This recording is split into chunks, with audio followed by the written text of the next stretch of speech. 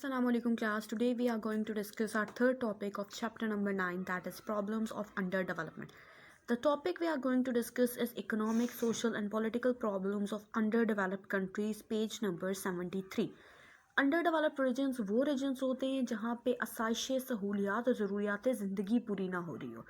उन ज़रूरियात ज़िंदगी को, उन रिक्वायरमेंट्स को पूरा करने के लिए एक जगह से दूसरी जगह मूव करना पड़े तो उस एरिया को अंडर डेवलप्ड रीजन बोलते हैं, पोवर्टी एरियाज बोलते हैं, गरीब ममालिक कहा जाता है। Come to the topic, in under developed world the majority of population is force to survive on poverty. जो अंडर डेवलप्ड रीजन होते हैं वहाँ पे अक्सरियत को फोर्स किया जाता है, मजबूर किया जाता है कि वो गुर्बत में रह रहे होते हैं। इसी वजह से तो वो रीजन अंडर डेवलप्ड हैं, जहाँ पे आसाइशें नहीं हैं, स्कूल्स नहीं हैं, यूनिवर्सिटीज़, अच्छे इदारे काम नहीं कर रहे। In these countries the family members and of a household are forced to work. In areas में फैमिली मेम्बर्स को मजबूर किया जाता है कि वो काम करें और बच्चों को मजबूर किया जाता है कि वो स्कूल जाने के बजाय काम करें ताकि वो अपनी ज़रूरियात ज़िंदगी को, अपने एक्सपेंसेस को मीट कर सकें। The basic need of life are not available to these families. जिनकी बेसिक ज़रूरियात ज़िंदगी होता है, ज़रूरियात होती हैं, उनके लिए इनके पास पैसे नहीं होते कि वो उनको पूरा कर सकें। In this situation, these poor nations are forced to depend on developed region. और इसी सिचुएशन के पेश नज़र जो ये ममालिक होते हैं, इनके लोग, इनकी पॉपुलेशन जो होती है, इसकी नज़र या इन लोगों का जो बेसिकली इनकी डिपेंडेंसी होती है वो डेवलप रीजन पे होती है। वो रीजन जहाँ पे हर सहूलत मौजूद है, जो रेवेन्यू के लिहाज से, इकोनॉमी के लिहाज से रिच और डेवलप्ड कंट्रीज़ में शुमार होता है। The experts say that if these nations want to get rid of their underdevelopment, they must solve their present economic, social and political problems. Experts ये कहते हैं कि अगर ये अंडर डेवलप्ड रीजन्स डेवलप होना चाहते हैं तो इनके लिए ज़रूरी है कि ये अपने इकोनॉमिकली, यानी कि अपने रेवेन्यूज़ को जनरेट करें, चाहे वो एग्रीकल्चर से जनरेट करें, इंडस्ट्रियल सेक्टर से जनरेट करें या किसी भी और तरीके से, लेकिन इनके पास डेवलपमेंट होनी चाहिए, इकोनॉमिकली, फाइनेंशियली ये लोग डेवलप होने चाहिए। सोशल माशरती अपने इश्यूज़ को रिजॉल्व करें और पॉलिटिकल प्रॉब्लम्स को रिजॉल्व करें। जो सियासत के लिहाज से जो इश्यूज़ क्रिएट होते हैं उनको रिजॉल्व करके तभी डेवलप रीजन कहला सकते हैं। जो पहला पॉइंट है, that is your economic problems. In under developed countries the low per capita income forces the people to survive below the poverty line.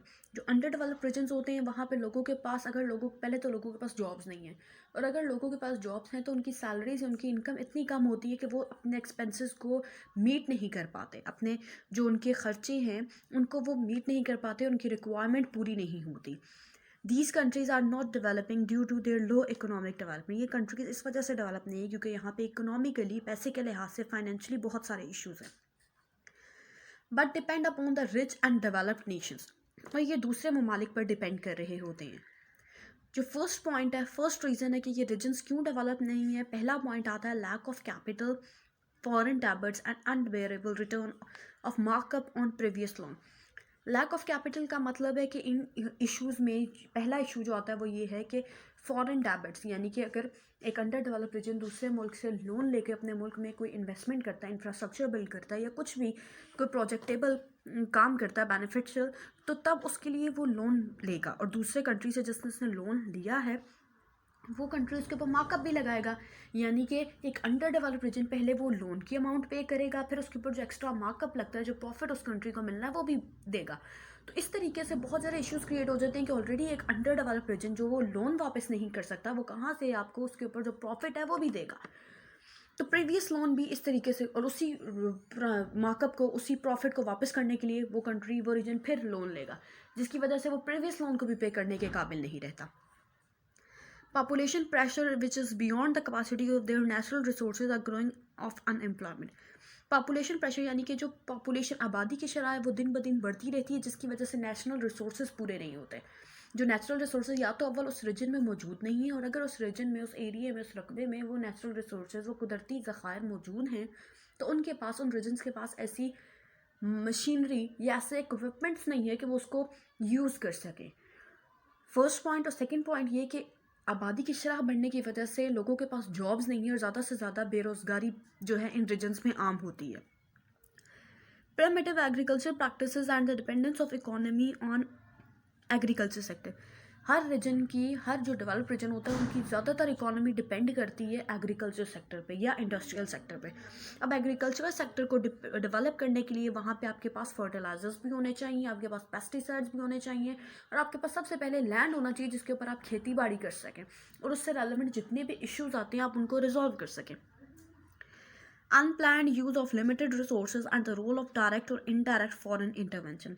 Unplanned, plan नहीं होता कि कहाँ पे नेचुरल रिसोर्सेज को इस्तेमाल करना है। किसी एरिया पे बहुत ज़्यादा यूज़ कर लिया जाता है, कहीं पे बिल्कुल बैकवर्ड एरिया छोड़ दिया जाता है, हद तक कि वो रीजन भी उस एरिया, उस मुल्क का हिस्सा होते हैं। जैसे आप पाकिस्तान की एग्जांपल ले सकते हैं कि बलूचिस्तान का रीजन हमारा अंडर डेवलप्ड रीजन है, और वहाँ पे फिर जब लोन नहीं आप पे कर रहे हो, आप उनको मार्कअप नहीं दे पा रहे हो और आपने दोबारा लोन ले लिए, तो फिर जो बाहर की कंट्रीज होते हैं, बाहर के ममालिक होते हैं, उनकी इंटरवेंशन बहुत ज़्यादा बढ़ जाती है, यानी कि वो आपके मुल्क के हर इशू में फिर मुदाखलत करते हैं, बोलते हैं।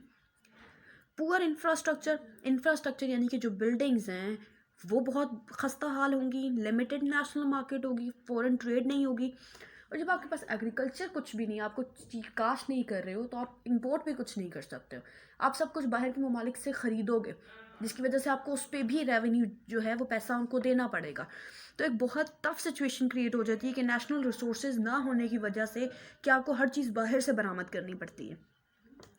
लो national per capita income, national income यानी कि कौमी ख़जाने में जो पैसा आ रहा है वो कम से कम होता है और आपको बाहर से हर चीज़ ख़रीदनी पड़ती है, और इनकम लोगों की इतनी कम हो जाती है कि वो अपने एक्सपेंसेस को, अपनी ज़रूरियात ज़िंदगी को पूरा करने के लिए जो खर्चा है वो भी बर्दाश्त नहीं कर पाते। Lack of educational and under development of industrial sector, education institutes नहीं है, और अगर हैं भी तो बहुत ज़्यादा दूर है, जिसकी वजह से लोगों को एक जगह से दूसरी जगह मूव करना पड़ता है। और इंडस्ट्रियल सेक्टर में बहुत ज़्यादा आपके पास लैक है कि आपके पास टेक्नोलॉजी नहीं है। जब तक आप बेहतरीन एजुकेशन, आप न्यू टैक्टिक्स, न्यू स्ट्रैटेजीज नहीं सीखेंगे, आप कभी भी मार्केट में नहीं आ सकते। मींस मार्केट में को रन करने के लिए आपको new tactics, new information, new technology का पता होना चाहिए। अगर हम एजुकेशन ही नहीं हासिल करेंगे, हम अपने सर्वाइवल के लिए एक जंग ही लड़ते रहेंगे, हम जॉब करेंगे और पैसा कमा के अपना सर्वाइवल ही पॉसिबल बना सकते हैं। एजुकेशन नहीं लेंगे तो हम कभी भी मार्केट को मीट अप नहीं कर सकते, उसकी रिक्वायरमेंट्स को, उसकी नीड्स को पूरा नहीं कर सकते। Energy crisis and lack of technical knowledge, energy crisis, बिजली की शॉर्टेज, और इसके अलावा आपके पास टेक्नोलॉजी में कमी, यानी कि जो न्यू टेक्नोलॉजी आ रही है उसके बारे में कोई इन्फॉर्मेशन नहीं, क्योंकि हमें ऑलरेडी पुरानी टेक्नोलॉजी का नहीं पता होता, तो न्यू जो चीज़ें आ रही हैं या न्यू जो मॉडल्स आ रहे हैं या न्यू टेक्नोलॉजी, उसके बारे में हमें इल्म नहीं होता, क्योंकि हम जो सिर्फ अपनी एक ऐसी जदोजहद में लगे रहते हैं कि हम सिर्फ और सिर्फ अपनी बेसिक रिक्वायरमेंट्स को ही पूरी कर पा रहे हैं। हमें नहीं पता कि हमने एजुकेशनल सेक्टर में नॉलेज हासिल करनी है, हमें और भी चीज़ों का पता होना चाहिए। हम सिर्फ अपनी बेसिक रिक्वायरमेंट को पूरा करते हैं, जिसकी वजह से हम मार्केट की नीड्स को पूरा नहीं कर पाते। This is it. अल्लाह हाफिज़।